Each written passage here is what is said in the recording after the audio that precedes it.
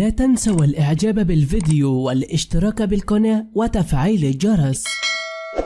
لم تصدق من تكون ابنة نور المالكي رئيس الوزراء العراق السابق، ولماذا أخفى عن الجميع أين تعيش الآن؟ معلومات عن نوري محمد حسن أبو المحسن المالكي رئيس مجلس الوزراء العراقي الأسبق بين عام 2006 إلى عام 2014، هو نائب رئيس الجمهورية السابق من 9 أيلول سبتمبر 2014 حتى 11 أغسطس 2015، وهو الأمين العام لحزب الدعوة الإسلامية. تاريخ ومكان الميلاد 20 يونيو 1950، العمر 72 سنة. المنصب السابق نائب رئيس جمهورية العراق من 2016 حتى 2018. الاسم بالكامل نوري كامل محمد حسن المالكي. ومن تكون ابنته؟ المسؤولة العراقية هي إسراء المالكي،